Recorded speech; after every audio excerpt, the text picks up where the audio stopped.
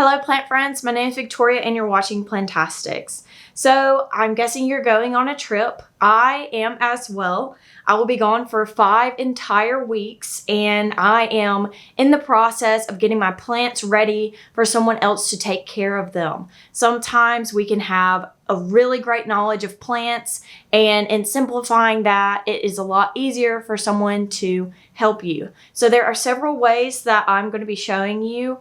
The first one is a wicking method with a really large reservoir. The second is a hydroponic system for my little tiny baby plantlets, mostly African violets, and then also the plant nanny and then some other ways as well. You're going to need tubs of some kind. So I have 2 different ones here. So this one is 53 quarts and the other one is 34 quarts, and then you can see the dimensions there. So the tops don't matter, you really just need the bottom part. So that's what these 2 are here. These are the 34 quart ones. So next you're going to need this large piece of light diffuser. So this is the type of stuff that they put on the fluorescent lights in office buildings to basically just diffuse the light. And it's plastic. You are going to need some kind of heavy duty scissors or some kind of a saw. And you want to use gloves of some kind. I ended up cutting my hands pretty badly before I realized that this stuff is kind of sharp, surprisingly. So that's what you're going to need. You're going to need those tubs and you're going to need this egg crate and those special scissors. So you're going to put the egg crate on the bottom and you're just going to measure it out. And I say measure it from the bottom because you don't realize it truncated because it is going up. It's decreasing. And you're going to get a more accurate measurement if you're measuring the bottom. So you're going to do that. You're going to measure it. You're going to cut it. So now that you have this perfect piece of egg crate, you are going to take some punch bowl cups and you're going to punch holes in them. Now, what kind of punch bowl cups are you going to want to get? I'm going to show you the 2 different kinds that they have. So you see this one, it's very easy, it's very flexible. It's kind of a little bit flimsy, but we're not worried with that. See this one, it's got cool waves. It's really fancy. You can see it's very easy to break.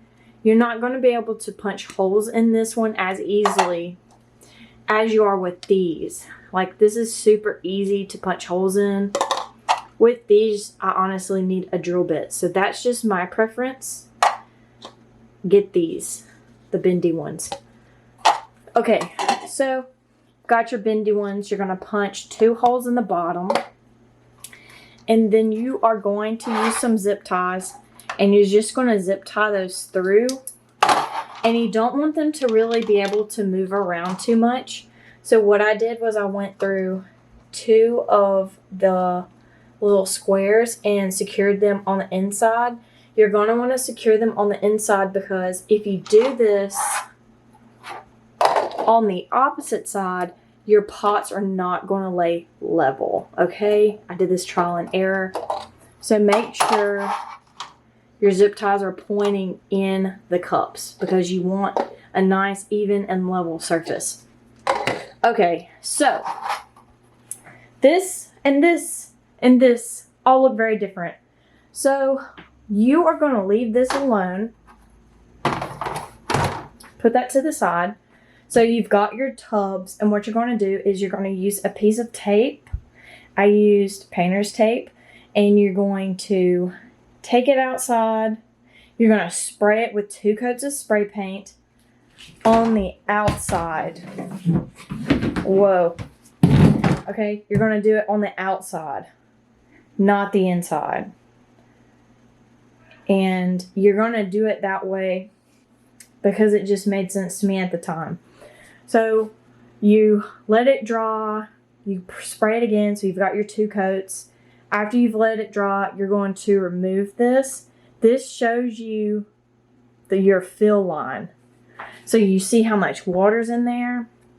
And it's really important because otherwise you're just going to be blindly dumping water in there, and you just don't want to do that. Now what you're going to do is you are going to take this plastic bag and you're going to fold it to where it fits perfectly on top of this piece of egg crate. And you're going to leave like 1/2 inch to 1 inch around, so that way you can use tape. I use painter's tape because it's opaque and it's not going to let the light in. So this one's kind of easier. You can see that I did the pots here. And once you've made your circles, like you're going to set your pots down first and then make your circles. And then you're going to remove your pots and you're going to use an X-Acto knife, or really any knife. And you're going to cut these little slits. So this one wasn't as obvious as these were. So let me see if I can show you. Oh, I'm sorry. The pinsies just got squished. Okay, so I cut these slits, and I did that instead of cutting circles around the perimeter of the pot because you do not want that light to get in. So that's what I did, and it's super easy. All I have to do is make sure, and I have a pair of tweezers, like a super long pair of tweezers, that these wicks are in the water. If they're not touching the water, they're going to dry up, and it's kind of going to defeat the purpose of all the time that you've taken to do this. So that's what you do. Also, I put water filters in here. There are 3 different little filters. They have little sponges that are easy to like clean out. And I did that because not only does there need to be no light touching the water also really needs to be moving, because stagnant water gets really sour and like literally stinks.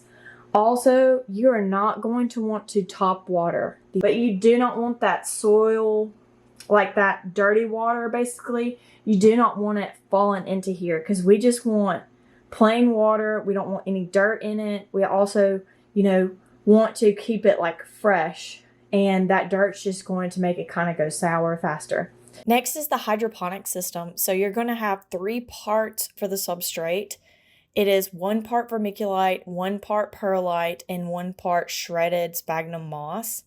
I literally have an extra blender just for projects like this, so I got the long fiber moss and shredded it up. I am going through all of the tiny baby plantlets and removing water from the root system. This is accomplished the easiest with a sprayer, because if you try to remove the soil with your fingers, you're really going to damage the root system. I found this fork. I dug it up literally when I was gardening. So now it is my garden fork, and it is perfect for filling up these tiny little netted pots. So you're going to see these pots are a little bit different. They kind of curve downward. Whenever they're going to be in the PVC tubes, the very bottom part is going to actually be in contact with the water, equally saturated, but not soaking wet. So I'm going through and I'm removing them, even the little rooted propagations, and I'm adding them into pots as well. So you can put baby plantlets, African violet plantlets, or you can do rooted cuttings, you can do leaf cuttings. You basically can use this as a propagation station, and it is really effective. It's really great. And I'm using one of those cake pop plastic sticks to poke the hole so I can fit the little plantlets into. So here we have Picasso, and it's got teeny tiny baby leaves forming.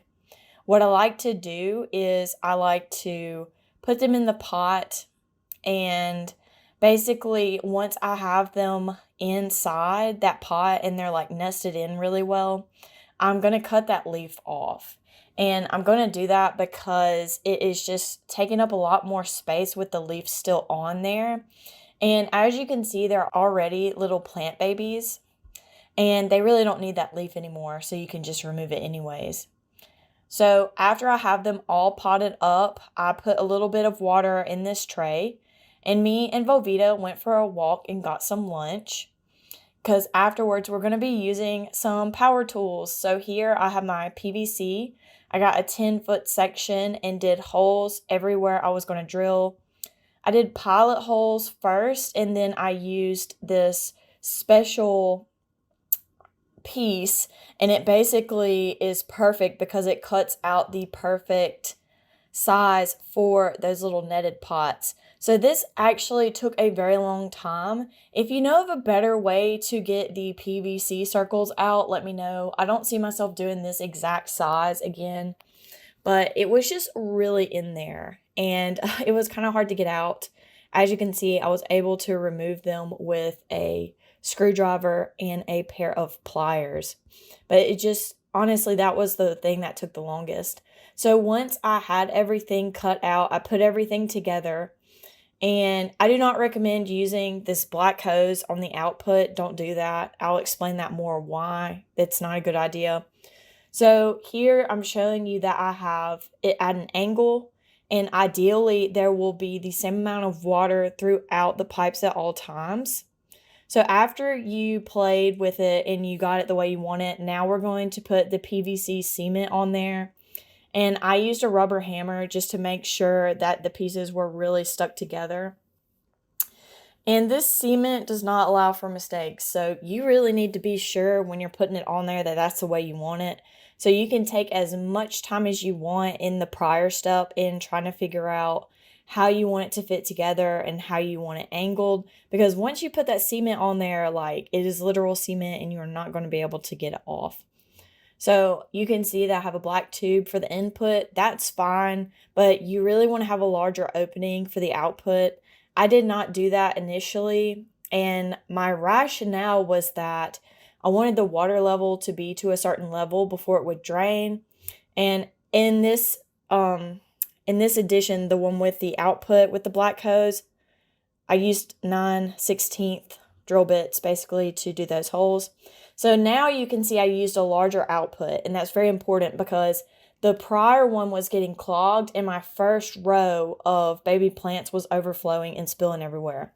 So I cut a hole perfectly for the PVC pipe to fit into, and you can see in there, the bottom is, it has a few pieces of perlite, but it really wasn't bothering the filter much. Something else you need is you need to have ventilation. This is a very stale room. It's basically like a storage shed, and it just helps to have ventilation. The next way that I keep my plants watered while I'm on vacation is by using the Plant Nanny, and these are terracotta spikes, and you're able to basically screw a water bottle on. As long as they make it through shipping, they're really, really great, and I highly recommend them. I did have a package of them that wasn't shipped, and it basically came broken. Like, it wasn't packaged well. It was shipped, but it was not packaged well, so it broke. But luckily, I haven't had that problem happen since. But yeah, you basically kind of want to wet these before you use them. Here you can see where I have them. So I kind of try to hide them behind the plants because they're not the prettiest. So my Splendid and my El Choco Red, you can't really see. It's kind of tucked in behind there. But they're sharing a pot right now. My Calatheas love this. I actually use the Plant Nannies often. So next is my vivarium. As you know, I have to have this sprayed twice a day for 50 seconds. I have a system set up so I don't have to remember to do that every day. I go through a gallon every week. So I have this 5-gallon reservoir, and it perfectly works out. Thank you so much for watching this video in its entirety. Be sure to comment which method you're most likely to use and why. Also, bonus points if you tell me where you're going. I love those types of things, and I'm always looking for new places to travel. So if you'd like to see more of these videos, be sure to like. If you'd like to see future videos, be sure to subscribe. And if you don't want to miss another video, be sure to turn on the bell notification. If you'd like to hang out some more, I'll include some more videos, and I'll be seeing you next time. Goodbye.